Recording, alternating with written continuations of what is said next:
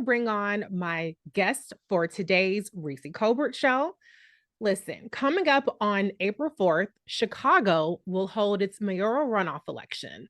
After besting current Mayor Lori Lightfoot, the choice is down to two candidates, former Superintendent Paul Vallis and Cook County Commissioner Brandon Johnson, who joins us here today. Commissioner Johnson is a former social studies school teacher and union organizer who now represents the first district on the Cook County Board of Commissioners. Commissioner Johnson, welcome to the Reecie Colbert Show. Hey, Reecie, what's going on? Thanks for having me. It's a pleasure to have you. I actually met you on the Roland Martin Unfiltered show. And yes. I was a panelist of the day that you were on there, and I was like, I got to get him on my show. So I immediately hit up your team. So thank you. All right, listen, I know you've been doing a lot of interviews, and crime has been like the number one topic, but I actually want to go a different tack because I want to talk about taxes for a second. I don't know how much you know this, but from what I've seen on social media, taxes tends to be the number one thing that they come after you over. And I'm all about debunking disinformation. And one of the things you don't do is you don't repeat the lie.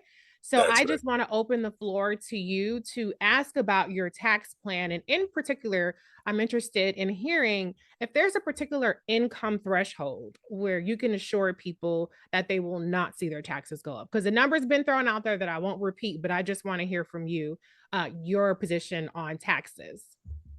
Well, thank you again for that. And I'm glad you actually mentioned it because the structural deficit that we are living through right now is the result of bad leadership. And Paul Vallis, who is my opponent in this race, took a dedicated revenue stream out of what should have been going towards the retirement security of workers, overwhelmingly women, took that, played with it. And so now we have the incredible structural deficit that we are living through. Now, we restored that revenue stream, but the taxpayers, particularly property taxpayers, were on the hook for a $2.5 billion payment. And after administration, instead of dealing with the structural deficit, continues to burden working people, middle class families, and certainly ignoring those living in poverty. So what my budget plan outlines is how we eliminate the structural deficit.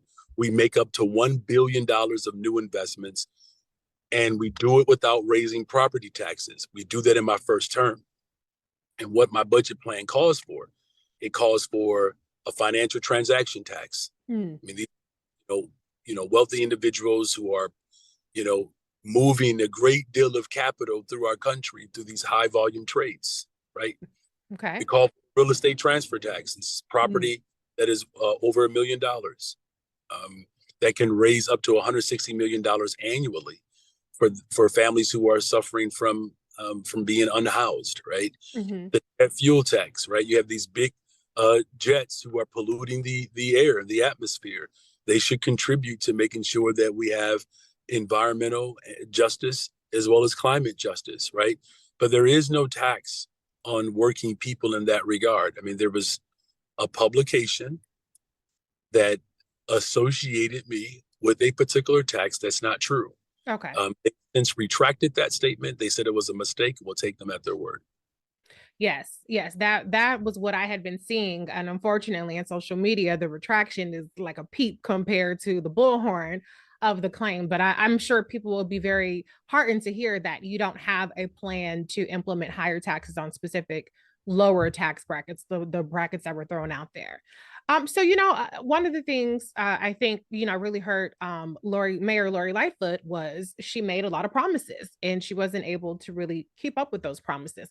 But that's something that really everybody does. So I'm interested in hearing what you are proposing that you specifically have authority over that people can hold you accountable to, regardless of what happens with the county commissioners or any other entity. What's something in your plan that you're empowered to do that can change the lives for the better of Chicagoans? Yeah, so the first thing that we can do is that we can train and promote 200 more detectives. We'll have to do that. We'll have the ability to implement the consent decree, right? That's a spending conservatively plan of $50 million to be able to do that and actually bring about real reform within our police department. We can enforce the red flag laws. individuals who get access to guns illegally, to make sure that we are investigating and prosecuting and keeping illegal guns off the street. I can also hire young people, and I've made a commitment to that. There's a direct correlation. The data tells us everywhere in the country. The data tells us and proves over and over again that youth employment leads to safer communities, violence reduction. These are things that we can do right away. Mm-hmm. But we also can set the tone, for a budget. I will have the responsibility as the chief executive to present a balanced budget. I'm going to do that. Now, as an organizer, I've certainly learned how to bring people together. As a Cook County commissioner, I've brought people together to pass a multi-billion-dollar budgets for the last several years, and we've done it without raising property taxes. So these are just some of the elements that I'm going to bring to the fifth floor that we can begin to implement day one. Same thing with passing treatment, not trauma. Mm-hmm. We're going to put first responders on the front line to deal with the mental health crises that continue to overwhelm our 911 dispatch. These are dynamics that people have proposed. The city of Chicago wants it, but the executive level has been reticent. And I'm going to be quite aggressive about making sure that we do what safe American cities do around the country, and that's invest in people. Right. Absolutely. I think all of that sounds very doable, and it just sounds like a matter of willpower and really priorities. So I think that sounds like a really good plan. Now, you and your opponent, Paul Vallis, have very different endorsements. Can you just for a second talk about what that means, for people who just hear names and they don't necessarily kind of understand, like, what does it mean for you? What does it say about him? If you would inform the audience about that. Yeah, what I can tell you what it means for me, to have the support of someone like Congresswoman Delia Ramirez, who was born at Cook County Hospital. Her mother came up, much like, my family came up. We just came up from two different locations, and the same Cook County Hospital that she was born in, I would receive services there, right? Mm-hmm. Having had asthma, having the support of someone like Jonathan Jackson, the son of a civil rights, leader, Reverend Jesse Jackson Sr. Yeah. But also having the support of working people, right? Mm-hmm. I mean, you're talking about low wage earners in many instances, or those who are struggling to make the ends meet. So childcare workers, crossing guards, security guards, individuals that clean windows, obviously teachers, nurses, working people in the city of Chicago support me because mm-hmm. I'm from the working class, right? And so that says that for a long time, working people and our interests have been kept away from political decisions and being able to access the wealth of this economy. And under my leadership, working people, those living to stay and maintain their middle class lives, and those who are struggling in poverty, they know they're going to have a voice on the fifth floor. Absolutely. And I mean, it definitely goes to show the credibility that you have when you have certain groups that are behind you as opposed to others. I had another last question in mind, but I'm going to sneak this one in before I get to that one. You are actually a commissioner right now, and you have a history of organizing and being an advocate. Can you just name one specific accomplishment? I like to call it receipts, not rhetoric, that you feel really demonstrates your commitment to the people of Chicago and what you would bring to the office of mayor? Yeah, I'm going to try three. Okay. Okay. So, organizer, I was, on the front line organizing not just educators, but families, the faith community, community-based organizations to push back on school privatization. That led to the historic strike in 2012 that set off a wave of job actions and strikes around the country, pushing for public accommodations. Also, as an organizer, led the effort to bring an elected representative school board to the city of Chicago. It's the first time in the history of the city of Chicago where we will be able to actually elect who gets to represent our interests on school boards. But that's what actually led me into to becoming a Cook County commissioner. And one of the first pieces of legislation that I ever passed was the Just Housing Ordinance. It eliminated discrimination against those who are formerly incarcerated who were seeking housing. But what I'm actually really, really proud of, besides those things, is putting together the budget for Black lives and the Justice for Black lives. Both of the document led to the hundreds of millions of dollars in equity dollars that our county has spent to bring about more transformation. So what does that look like in real terms? We have $100 million in violence prevention as a result of my leadership on the county board. We can eliminate up to $1 billion of medical debt, which in many instances have caused families to go into a depression, quite frankly. And we also have the largest universal guaranteed income in the entire country.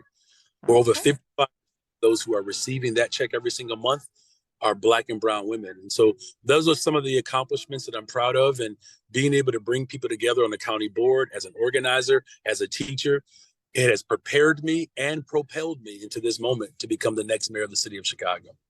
Absolutely. Those are some really incredible accomplishments and a lot of things that I care about, like guaranteed income. And as you mentioned about the just housing discrimination when it comes to formerly incarcerated actually leads to more crime, because if people cannot find stable housing, then they end up re-entering or recidivating back into prison. So that's really important work that you've done. So my last question, I feel like you kind of answered it, but I'm still going to answer. I'm still going to ask it is, you frequently talked about how certain communities and groups have been disinvested. I've heard you talk about the youth and how your job plan would help put that money back there. But I would also add that a lot of people are disillusioned and disaffected with the political system. So what would you say to those folks who feel like regardless of who wins, it's more of the same for me? What would be your message to them to get them out on April 4th to vote for you? Yeah, well, I'm glad you mentioned April 4th. I mean, this is the day that we will be commemorating the life and the legacy of one of the greatest humanitarians to walk the planet, and that's Reverend Martin Luther King. Mm. And I don't think it's a coincidence, right? That what he dreamed of, he said that if we can figure it out in Chicago, we can do it anywhere in the world. And he was in Chicago fighting for housing, fighting to expand democracy, fighting for workers' rights. You know, what I would say to people is this: the best way to shift and change our democracy is to participate in it. Mm. Look, I understand why people feel a little less hope, but what I've also seen across this city as I've run, I was polling at 2.3% in October. And now someone from the working class who's grown up with the lived experience of many families throughout the city of Chicago is in a position to lead. A former middle school teacher, the middle child of a unionist, a carpenter, and a pastor. That is, you're gonna. It's hard pressed for me not to believe that anything is possible. And we fought to bring democracy, not just in our school system, but we fought to bring democracy in our policing. We actually have another governing body, our police, where you have individuals who will be responsible for public safety at a very local level. We've already been connected to a movement, and this movement has put us in a position where the voices and the interests of working people get to prevail. So I'm excited about this moment, and I'm grateful that our campaign has caught fire and we have thousands of volunteers, hundreds of individual donors, that this is truly a working class movement. And we have every reason to be excited in this moment. I'm encouraging people to get out and vote April 4th, brandingforchicago.com. And you've heard it multiple times. You'll hear it one more time. It's not just that branding is better for Chicago. It's the fact that Chicago can be a better, stronger, safer city. And I'm looking forward to leading. And I humbly ask for the votes of the people who hang out and trust your media outlet that you are providing for. So thank you so much. Thank you so much, Commissioner Johnson. All right, y'all, get out there and vote. I'm not going to say what I would normally say because Commissioner Johnson is right here, but I would say get your out and vote on April 4th. Commissioner Johnson, thank you again for joining me today. Thank you. It's been my pleasure.